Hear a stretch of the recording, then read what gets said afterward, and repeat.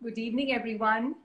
And I want to welcome you to, uh, I know it's going to be a riveting conversation. Now, imagine a people who, as part of their legend, listen to stories of their ancestors, and they're told that when they looked up at the night sky and they saw stars as dots twinkling, and later they observed the way the women tied their freshly washed hair. So imagine it, the glistening stars of the night sky and the knots of a woman's hair.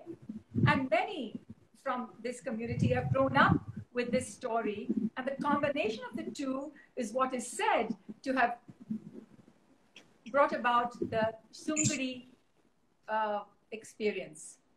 So when we talk about Sungadi, we have a guest who I'm going to introduce very, very shortly. But we think about Madurai and we say Madurai, this famous temple town in Tamil Nadu in South India, and we say Madurai Meenakshi, the goddess who's adored and rules as queen and goddess. Then we say Madurai Malli, that special exquisite jasmine smell. And then we say Madurai Sungadi, which is that beautiful cotton fabric that with the iconic soft cotton fabric with those iconic dots. Now, it's a very intricate process, and it is a fabric that carries with it the history of an intrepid and very skilled community called the Saurashtra community, the Saurashtrians. And they came from Saurashtra in Gujarat.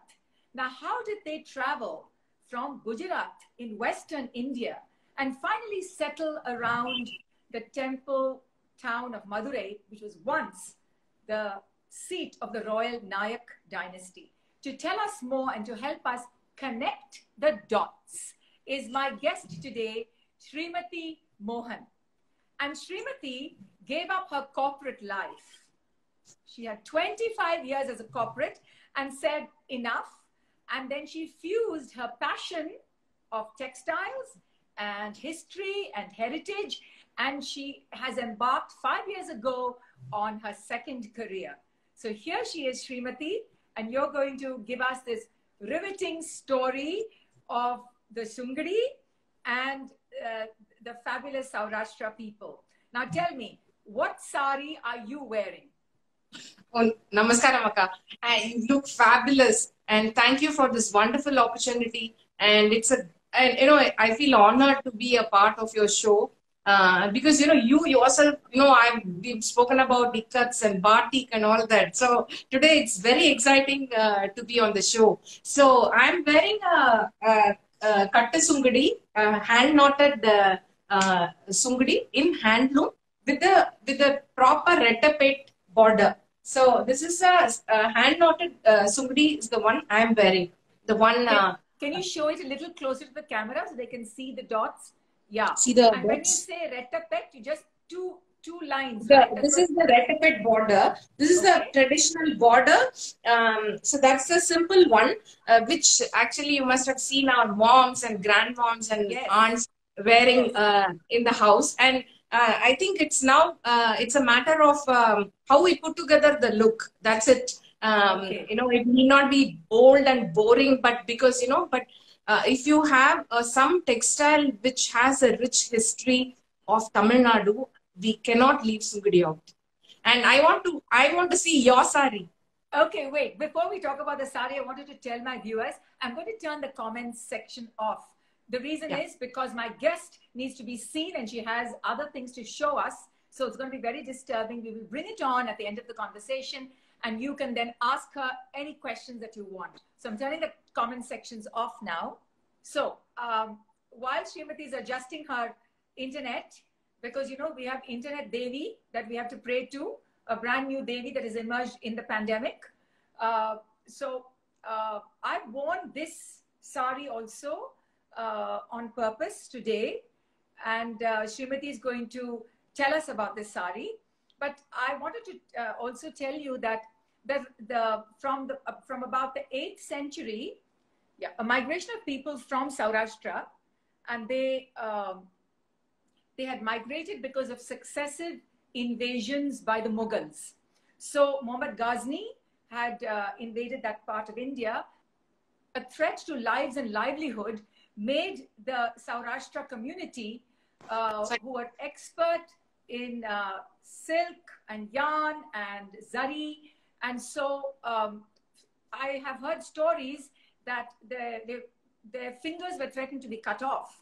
And so they migrated from Saurashtra and around the 8th century, right, Srimati? Around the 8th century. So are we okay? Are we live now? Are we? Yeah, we are live now. Yeah. Okay, yeah. Right. So I've just turned off the comments. So you explained your sari, and I was in the middle of talking about the migration of during the invasion, successive invasions. They had to leave Saurashtra, their home, and begin traveling south. But now you're going to tell me about my sari. It's quite special, right? It has a distinct Gujarati flavor as well. Yeah. So tell me what I think you have to stand up a little to show your sari, because you're wearing a Sungdi Garchola. So see, okay, the guys, Garchola. Can you see it? Yeah, I can see your sari. Okay. So okay. the Garchola is, that's the border, and that is the grid called the Bavan Bag, in which there are 16 dots done into the grid. Okay, so basically, if you see traditional Garchola, it will be like this. The traditional Gujarati Garchola will be like this. Okay, so you can see different motifs in different grids. It's very intricate. And this is the sari which is worn by the Gujarati brides for their wedding. So there are different types of Garchola. They wear a white and red called panetar. They wear but this. It's in silk, right? It's they wear it in they wear it in gaji silk. They wear it in silk. They wear it in cotton with pure zari, which costs about 40,000 rupees. This is a half fine zari. So there are different versions of Garchola, so but it's an auspicious. Mine is a combination of the Garchola and the Sungdi. So the best thing was, I believe that the Madurai weaving was so famous that they used to weave the base sari and send it all the way to Gujarat to have it knotted. And then from Gujarat, it would go to Madurai to get it dyed and then go back. So it was those days when that Madura red was popular, and it was considered auspicious. So the Garchola has a history to Madurai. And so what you're wearing is the sari which is woven in Madurai, also tied and dyed in Madurai. Okay, thank you. Now, I just want you to give me a little history, because I know that wherever royalty was, the Saurashtra community gravitated and settled around the palace areas. I'm talking of the kingdom of the Cholas, the Tanjavur Marathas, the Nayaks, and of course the Vijayanagaram empire of Krishnadeva. So tell me, when they first left Saurashtra, how were they, who saw them and who invited them to Vijayanagaram? So here we are talking about two famous cities, okay, the migration. One is we're talking about Saurashtra, that is the Gulf of Cambay or the Kutch, so which was connected very well to all the ports. That is why the East India Company put up a place in Surat or Gujarat. Gujarat was very well known for its trade textiles earlier. They made the best of the trade textiles called the double ikat, the Patan Patola, which was transported. So they were pioneers in trading textiles, and so was our South. South had the biggest advantage over North because we had a great coastline, the Coromandel coast, which had about 17 or 18 ports. So we were very strong in these two areas. So so there are these different types of cities in India, which is pilgrimage center, or it can be a provincial capital like Agra or something, or it can be a port like Machilipatnam, like Surat or Korkai in the south. So these are the connecting factors which made them migrate to much better places. And we are talking about weaver community called the Saurashtrians. So they were basically the Brahmins there who were settled in Somnath, and they were very good tyers and dyers. Okay, and so what happened was this migration, what we are talking about is not just the Ghazni, but it started even before when Chandragupta Maurya came in 473 BCE. When he came and took Saurashtra, these people from the northern part of Gujarat called Latad, they actually migrated to a place called Mandsaur. How do we know that? Basically, there is an inscription in Mandsaur. Mandsaur is what is in modern day Madhya Pradesh.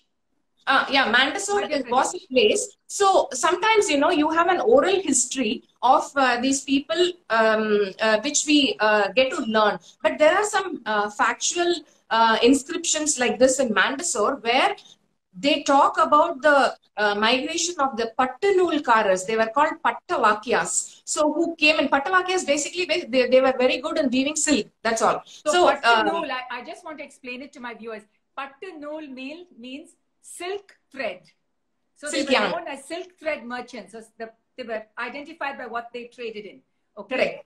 So the same thing, the Pattavakyas, so they come into Mandsaur during 473 CE. How do we know that? Because there is an inscription in the Mandsaur, one of the temples, saying that they built a temple for sun god, Saurashtra, Sauram, right? Sauram is basically worship of sun. So they built a temple there, and they were very rich merchant guilds because and then they also gave money for the temple. So that is how we know that this migration happened. Later on, during the 1326, the later part when Muhammad of Ghazni comes in, there are a lot of migrations, and from Mandsaur they went on to Devagiri. Devagiri is now called the Daulatabad. So Devagiri, where the Yadava clan was there. So they went into that. And then later on, Vijayanagaram comes in. So basically we are talking about Vijayanagaram from the start, the Harihara Bukka days, the founders of Vijayanagaram. So when they came in, they saw these people who were dyeing red silk sash and turbans. So always, the royals give patronage to the silk weavers, and so they took them away. And later on they come to Vijayanagara, and they're talking about Krishnadeva who's about 18th in the line. So that is around later on, right, 14th, 15th century. So when he comes in, if you see Krishnadeva reign and the Vijayanagara period, that was the peak, and they've documented everything, including what textiles were woven in something called a Basava Purana. So 56 kind of textiles. So these people were, literally, they made the best of the cloths for them, the dhotis, the sashes, the turbans, which was called as Parivattam in Tamil. So later on, when Parivattam, right? They would tie the turbans. Okay. Yeah. Always we use an unstitched cloth. Expert in tasseling, no, Srimati? Making tassels. Yeah. Yeah. So this Parivattam, if you actually see Krishnadeva Raya, when you remember Krishnadeva Raya, you will remember the bronze from Tirupati only, where he'll be wearing the conical cap and standing. Yes. But actually, I believe Krishnadeva Raya used to wear a nice turban, which had the front had these peacock feather kind of things. So, it was a very distinctive turban, which was also worn by Krishnadeva Raya later on. And so these people, when they come into Krishnadeva Raya's reign, and then Achyutaraya comes in, and then here the Madurai Nayaks come in, and these people follow them. And that was during 1635 when actually Tirumala Nayakar comes. He actually has a capital in Trichy and then transfers it to Madurai. So it's the Mahal area. Tirumala Nayakar Mahal is the center of the town, and all the weavers used to be around the town. And to answer your question, the weavers will always be in the vicinity of a temple or the royal where they were given lands. So because they wove for the gods, they wove for the royalty. So they had a special concession in terms of the place, and they wanted long roads. Okay, I have a question for you, because I know that in Krishnadeva Raya's Amukta Malyada, his beautiful writing on the story of Andal, there is a description not just of his dress, but of the women of Madurai that he sees. So can you just tell us a little bit about that? Yeah, so one is I told you about the oral inscriptions, which we find it in literary evidences actually connecting the dots, and the other one it can be a factual thing like a Mandasar inscription or something. Here in Amukta Malyada, so this is the story is about the king visiting Vishnu Chittar in Srivilliputtur, and the second chapter is all about Madurai. So he describes the city of Madurai, and he himself, as a hero, he says that he wears a red turban and a sash with his sword in it, and he looks at the beautiful women of Madurai who work very hard in the fields, but when you see in the evening, they wear such red, fine silk saris and white jasmine flowers. So what else but Madurai Sungadi and Madurai Malli, right? And when they march on the line, I just read a translation. So it says that when you see from the, from a distance, you can see like a red line of ants marching with a white egg. During the monsoon time, it carries the, it is like the line going. This is actually Amukta Malyada. Okay. I want to also say, Srimati, that of the Saurashtra people that I know, of friends, because their community lived for for such a long time, for over a century in Telugu land, which is the Vijayanagara Empire. Many of them have family names are Telugu. It resembles Telugu. For instance, there is Puliyadi, Somalinga, Musavadi, Nattamai Malli. These are all family names of the Saurashtra community. And many of the men have a suffix Babu. You will know, as Babu. Something will be Babu.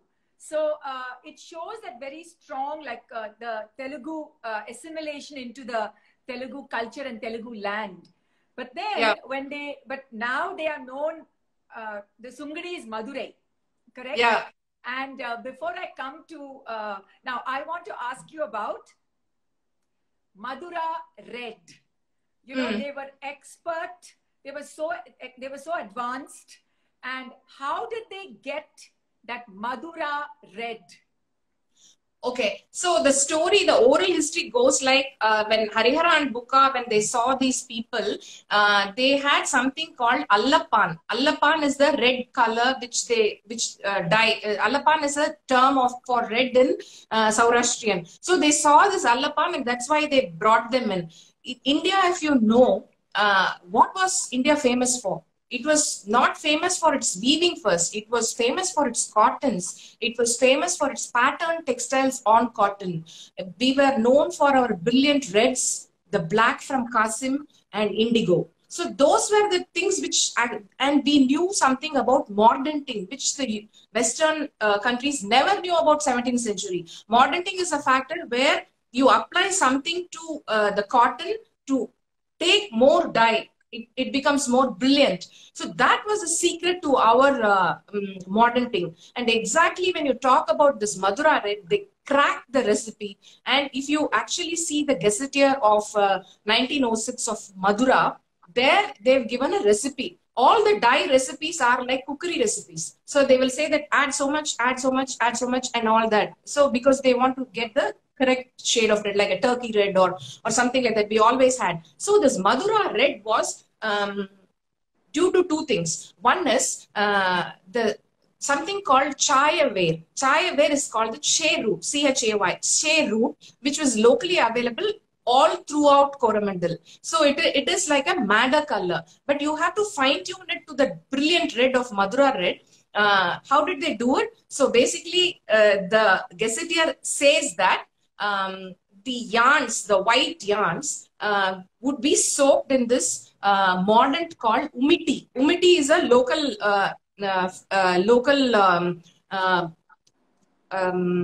plant, the ashes of which it is burnt, and they use oil like the Telia Rumal, right? So they use the gingerly oil or the groundnut oil to soak this yarn for 10 days. So that is the mordant. And when they used to soak it for 10 days, they would take it to Vaigai River. Always in dyeing, be it any, Krishna, Godavari, Bagh or something, the rivers played an important part in dyeing. So they would take them to the Vaigai river, they would leave it in the running water where it will become white. So the basic yarn is ready. And then in that they cooked that yarn in the shea root, and they had the German alizarin dye which added to it. So that was a secret for this whole Madura red. And they, no one cracked it. And so the deeper the red, the more you have to. So again, you have to put the all this shea root and alizarin red, leave it for like, it will be soaked overnight, sun dried 10 days, and then washed in Vaigai water again. So always Vaigai water, say the Madura mills, if you remember in Madurai, they made the best of the whites. So that was a secret. The white of Madura was also a factor. But there is also, you told me that the way they create that, it's not block, it's a tie-dye technique. But it's not just the waters of the Vaigai, they also use the Vaigai mud. So will you please tell me about that? How they use the Vaigai mud? Yeah. So if you actually see the wax printed Sungudi which is being done in Madurai, you go and see how they do a wax print. So in the Sungudi means the dots which are made in a sari. So it can be made hand knotted, or it can be block printed. Okay, so I will show you the sari on which, imagine a white sari on which they will print the dots, the one you showed as your pouch. This particular sari. Okay. Okay, this is the ring dots, what we see. So what they do is, in this is a white color on which the dark color is printed. So basically, if you see, the Madurai Sungudi differs from other block prints. You know why? All the other block prints are done in wood with engraved designs on them. But if you closely watch a Madurai Sungudi, they'll have metals. They'll have these rings into the blocks. So when you see a block printer doing on a table, it will be like tuck, tuck, tuck, tuck. The way of putting a block is different. But here, it has to come through this because they use a resist dye. That is, they insert the block into a liquid wax, and then it is printed onto the fabric. So you need a base. So they put the Vaigai manal underneath, and then the mud from the river. The mud from the river is used underneath it. Okay. Underneath it, so that it is even. The round is even. So they see, it's the culture is all about the way locally they do it, right? Locally there will be a way to comb the cloth, like Ponduru Kadi. If you see, why is it so soft? Because they use the fish bones to comb the yarn, so that it becomes soft. So everywhere you have that local way of doing certain things, which brings that beauty in a particular product. That is why you have a geographical indication. So geographical indication talks about the goods which are produced in this origin, or a particular strategy, or the particular way it is produced. Okay. Now we spoke earlier about the fact that the Saurashtra community settled around the temples or the palaces, wherever of the places, right? Now, but how did the Sungudi sari itself, like a sari, come into being? Was there already a sari in the Vijayanagaram time, or was it during Tirumala Nayakar's time in the 16th century when they came to Madurai? And because Tirumala Nayakar was a lover of great decoration and ornaments and great detail. He adored Madurai Meenakshi and Srivilliputturu Andal. So how did the sari with now the black border and the pallu, how did that version of the Sungudi emerge? That's a very nice question. See, actually, if you see, say for example, a Bandhani sari, okay? A Bandhani sari will never have a border like this. Okay. Okay, this is Sungudi. Okay. That was the beauty of Tamil weave, like Tamil Nadu weave. So all the Tamil Nadu weaves will, we consider this udal karai and mundane, the pallu. Pallu, okay. Three things has to be there to make it complete. That is why we will never wear anything without a karai for an auspicious occasion. That is why we had a korvai sari, all that, right? So this particular thing. And when the Saurashtrian weavers came from Gujarat or Devagiri, so they were scattered in all these places. One group settled in Salem, and they were still now they make the best Venpattu Veshtis. So they were the, they were the dhoti weavers. And then some of them come to Tanjavur, Dharasuram, Kumbakonam, and then some to Madurai. So when they come to Madurai, they also made only dhotis, and they were very good weavers in white. That is what the gazetteer says, that these people were very good tyers and dyers, but they were very good in lace work. Lace work was combining silver and gold into cotton. None of them, the Coromandel Coast was the first one to do it. Venkatagiri was the first one to incorporate gold brocade in cotton. Kodalikarupur, the Tanjavur Naiks did it in Kodalikarupur. The same way, Madurai was famous for its lace work. So obviously the lace work was done by Musalmans. That's what they say. Because, that lace was not the electroplated one what we have. You have to draw out a zari from a silver and then dip it in gold, and it was fused. So we are talking about that work. So they were very good in exporting. And obviously, when you see the textiles of Madurai, it is being exported all over the world to Madras and all that. So they had this knowledge. So when even before that, it was exported to Rome and all that, right? When you see the Puhar, Ilakyam and all, you can see everything from Tamil Nadu, which is gone. So when the Krishnadevaraya comes in, obviously I believe they started making these beautiful garments for their wives of the kings. So that is the story. And so that is why they settled around the Mahal area, and soon from tassels to dhotis, they came into saris, and that is the beauty which they've brought in now. Like they incorporated that art into a Tamil Nadu form of textile. Ah, okay. So now, when in reading about the Sungadi, I'm told that at one time, one sari had 1 lakh dots. Hand tie, like 100,000 dots.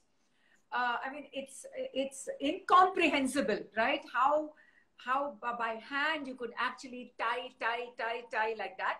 And up to 4,000, 5,000 dots was like common, right? I mean, now. But my next question to you, Srimati, is now with modern trends and all that, the Saurashtra Association in Madurai have said that 60 years ago, there were about 30,000 weavers of the Sungadi.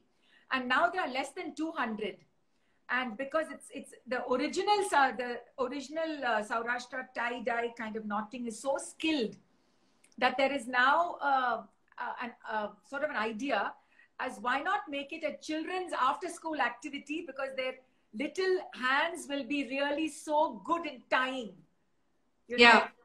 So what you're saying is, in the idea of the sari, the border and the pallu sort of evolved and came to its current day avatar during the Tirumala Nayak period, when they came and settled in the Tamil country area. Yeah, that is the beauty of the, that is the defining factor of a bandhani and Sungadi. So I'm just going to show you a bandhani. So this is the bandhani which is done in Gujarat. Okay, if you see, you can see the beautiful, the dots are very intricate. Obviously, they are skilled. You can, the Rajasthan and the Gujarat people, you can't tie small dots like them, because Sungadi is a different kind of knotting. It's actually like in the the flower knotting type, right? So they need to have a good hand. And in Gujarat, they use a nail. Like, for example, if you do a knot, they used to put their fingernails, and they used to have long hands, and they used to knot. But in Gujarat and other parts, right, they use a nail to tie, and they use rai also, rai bandhani, rai, kadla, mustard seed. Mustard seeds. So, and then see how this border is done. So this is called as kinare, and this is also done by knotting. Can you believe it? This is very intricate for them. So they don't have this concept of border or anything, because, you know, the art speaks for itself. But here, it is different. The knotting is totally different. Okay, and in a bandhani, you can see a mirror image. Like, for example, if they are making a bandhani, the way they do a bandhani is they will suppose this is the whole sari. Okay, what they will do is, this will be plain sari. They will have a stencil or a butter paper on which the design will be translated. Like, they'll put an like a blue color powder or something which can be washed off, and so the design is translated onto the sari like this. Sometimes what happens is they do a mirror image. They tie it both the ways. Okay, that is how the bandhani is done. So the cost is lesser. But in a sungudi, it is not done like that. It is done like this. See this whole thing? They will mark the entire line on which the dots are done. So that is the difference between the bandhani and sungudi. Obviously, we lost the art, because earlier when I went and met a lot of these the tyers in Madurai, they were saying that, you know, the dyers were the men and the tyers were the women who used to work from the house. And these old parties, they can just imagine one ball of sari. They used to touch it with their feet, and they will exactly know how many dots are there. You know, they were so versatile in knowing about that art. But now you've lost the art, because one is there's no time for them to make so much. But when the power loom came in, the difference between the power loom and handloom is, the power loom is mota. Fabric is very thick. You can't do, when you take out the starch and when you start dyeing, the dots are much bigger. It's not at all like sungudi. So we lost the art because the wax printing came in. The wax printing was much easier because it replicated the entire handloom process, which was much easier. And those days, people wanted something. It was like the palazzo of 1930s. Everyone will wear a sungudi sari at home. So, and it used to be a sustainable fabric where it will never, it never tore. It will be like from mom to daughter, and then even it will be like used as a cradle or a baby nappy. You know, they used the entire bit of fabric. So the art was lost. So, and the demand was higher.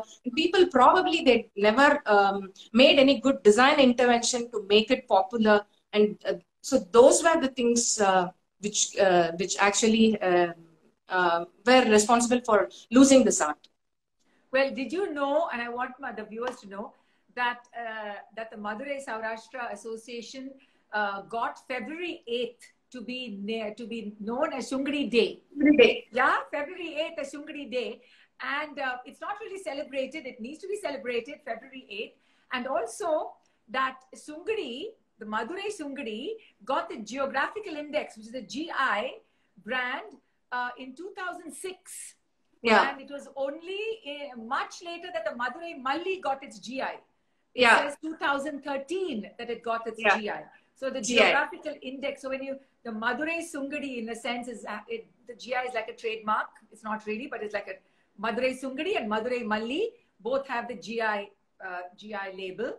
But see, about the GI label is, see, basically in India, we don't value the GI label. Like, for example, what is a GI label? As a shopper, why will you choose a Darjeeling tea over an ordinary tea? Why will you choose a Swiss watch over the other watch? It is the same concept. But here, that was used for exports, or probably as it was a marketing concept. So basically, it is a Kanchipuram sari. Okay, it's a Uppada Jamdani, all that. So all that came in just to get that marketing edge. But you know, even if you take up the document which we got, they said that it has to have 5,500 knots in a sungadi. But now what is, you know, any screen printed ones are also called sungadis. Wax printed ones are also called sungadis. Batik is also a sungadi. And even without dots, if you do something, they call it a sungadi. That is the worst part now. But Srimati, you say 5,500 dots, right? That's what you say. It has Yeah. to have that. So would it take about 10 days to 15 days to make one sari if you had to make it in that Easily. time? Yeah. See, the main problem, Anitaka, is now the power looms have come in. Okay, to get a base sari handloom woven is the challenge with a good zari.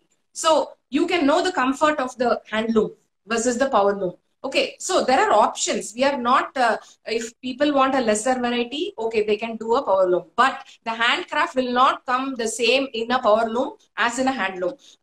So the sari has to be woven and it will depend upon the design. So we have to get the artisans, the right artisans to get like 7,000 dots. Yes, it takes about a week. And then it is dyed. And then that is the difference between a bandhani and sungadi also. In bandhani, they will round it up and they will give you in a lump.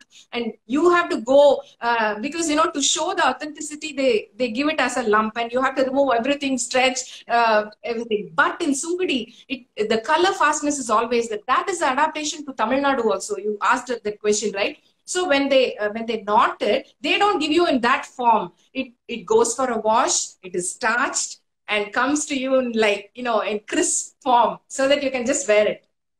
So that by then, and one more thing is, the main thing about Madurai is the Kattichayam, not just the tie and dye alone. So what was Kattichayam? Kattichayam was nothing but the way they do the borders is very different. So what they do is, the body is in one color, the border is in one color. So, you know, they have a wooden block in which the borders are tied like this, and the opposite borders are tied like this. Okay, and this is in a plastic paper, and this is dyed, and then the pallu also is tied. So you have a border and body here in this Madurai Sungadi, and especially if it is a black sari, it is dyed twice, because the red borders, first it is dyed red and then body in black. So you get the jet black effect.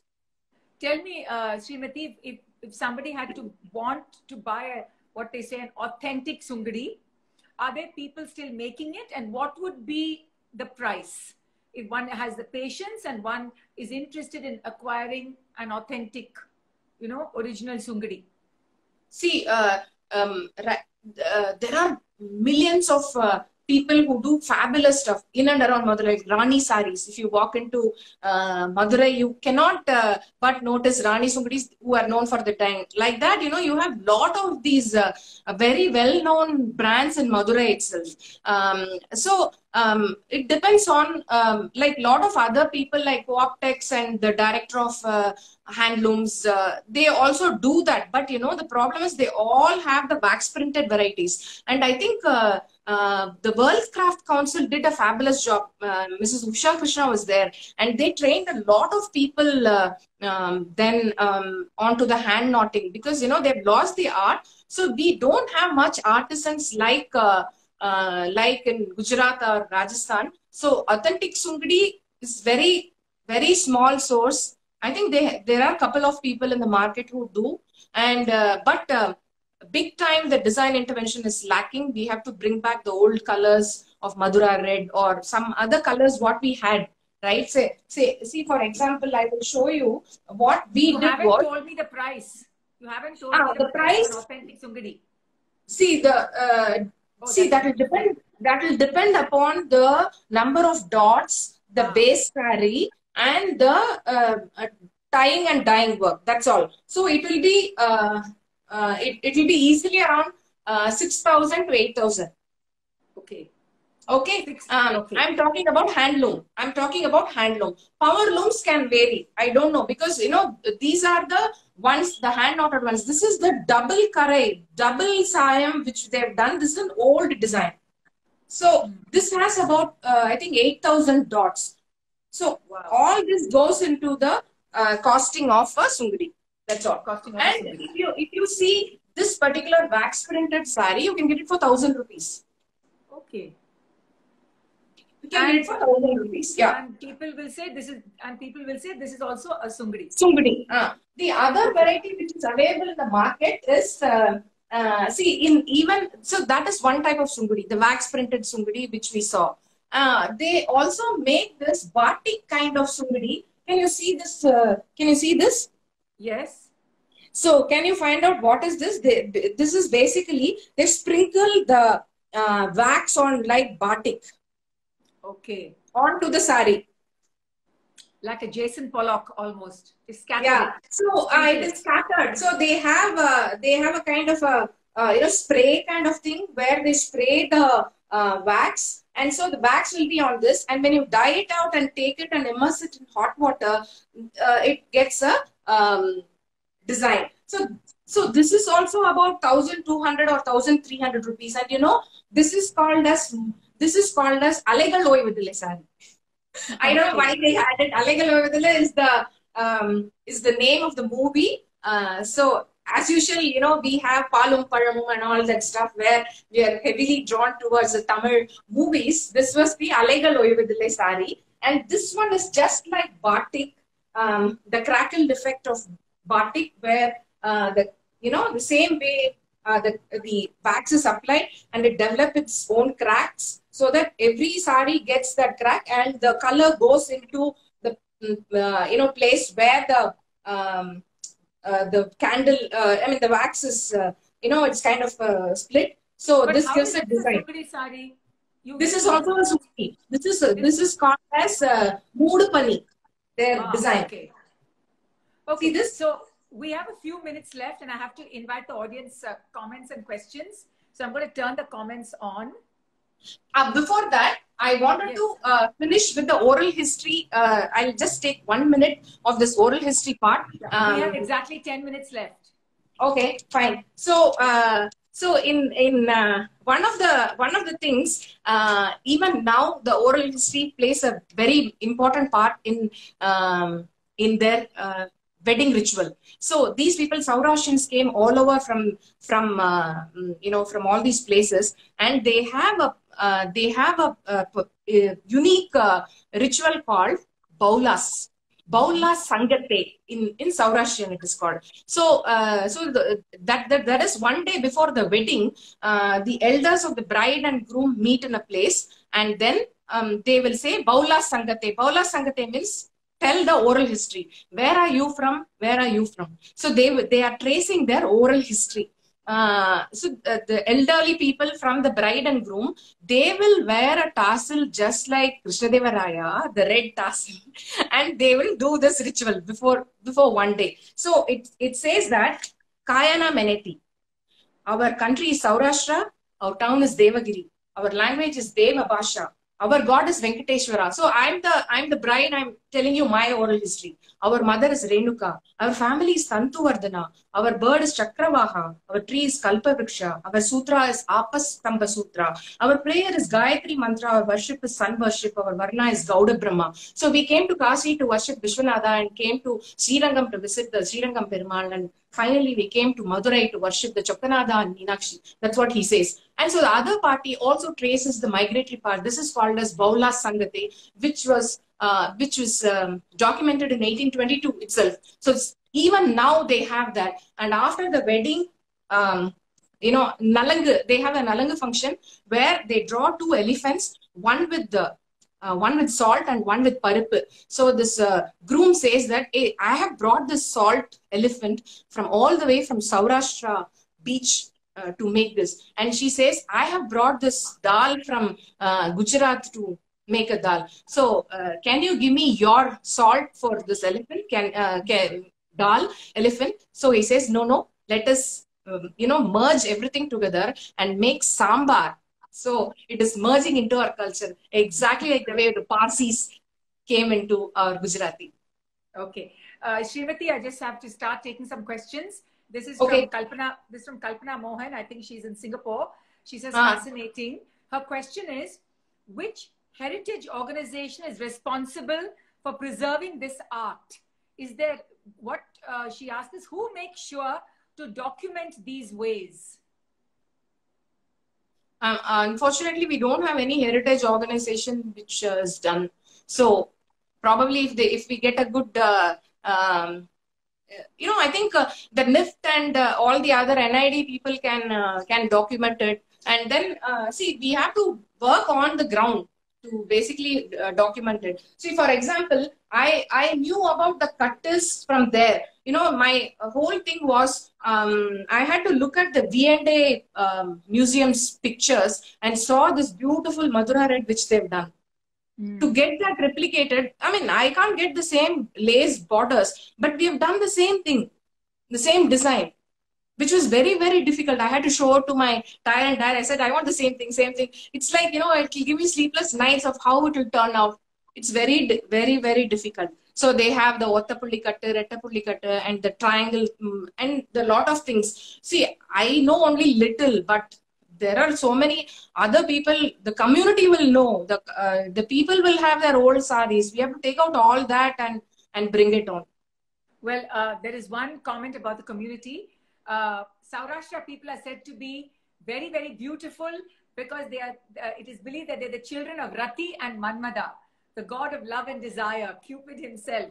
Well, yes, they are very, very good looking. They look very different in Madurai. You can still go very light skin. Some of them have very light eyes. But here's another question. Do any of our textile giants like Nalli or Sundari sell authentic sungudis? See, it is not about authenticity. It is the availability of the artisan. There is no one available on the ground. See, suppose you have to sell 1,000 sungudis. Can they make it? Is the question. Yeah. So it can be done at a time. We have to understand that all these art forms will take time. Now there is a lockdown. There is no dyeing happening. I mean, you can't just ask them to go and do it. If you have an order for 500, they can't go and do it now. So we have to look at we have to understand what the problems are from the ground.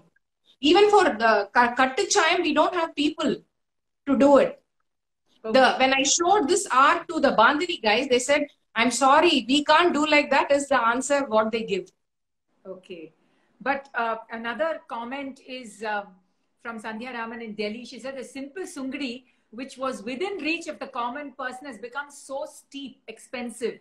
I wish it was more affordable. But you've answered the question by showing that there are saris for 1,000 and 1,500 rupees. It may not be an authentic sungri, but you've told me about block. See, you have to understand something about product which is artisanal. People don't get it. Okay, where in world you will get a hand-woven sari, and you can have the number of dots woven into it and get it woven in your color of choice.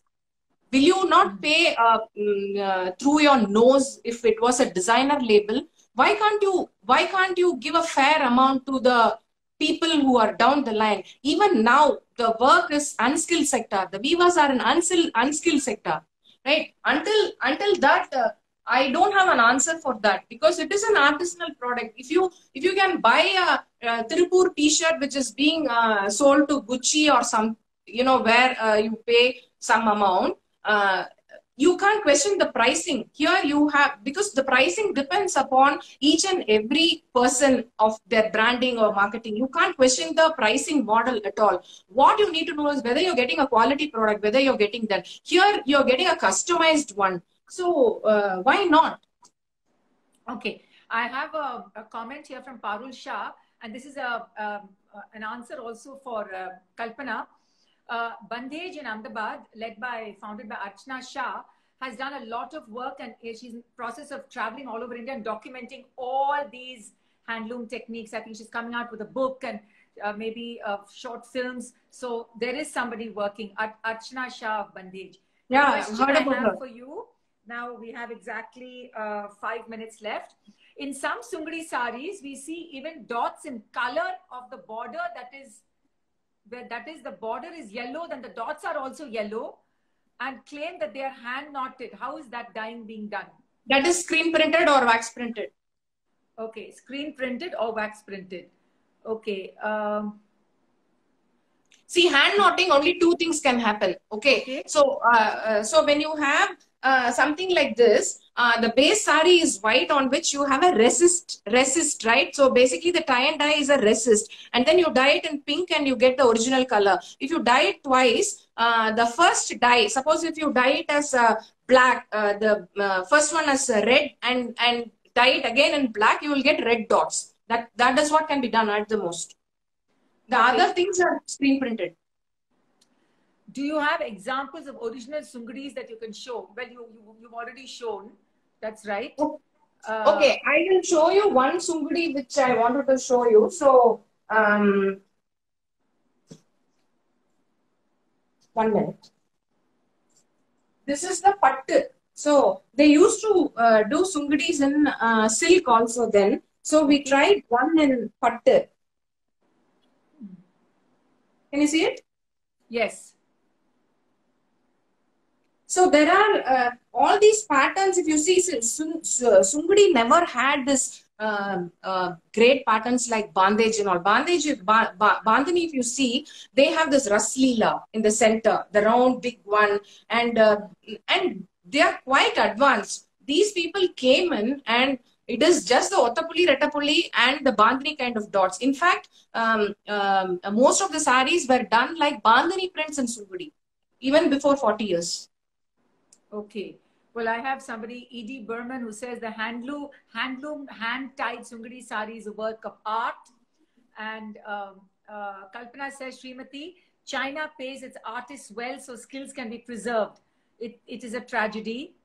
Calico Museum in Ahmedabad has a documentation on this, but you have to have a prior appointment. Yes, we know that. Calico doesn't have any Sungadis. I have not seen any Sungadis in Calico. Yeah, even I don't think. I have not. No.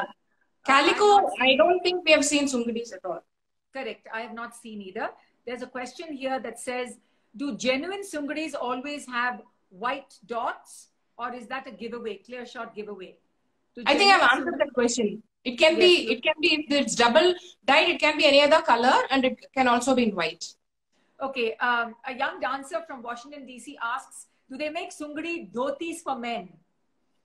No, they make Sungadi yardage and you can convert it into a dhoti. That's all. Okay. They do Sungadi in It is yardage. just a patterning of textile, just like kalamkari. How did kalamkari dhotis come in? So you buy a yardage, stitch it, whatever you want. In fact, the biggest craze is the long gowns, which they do it in Sungadi dresses, which is available online.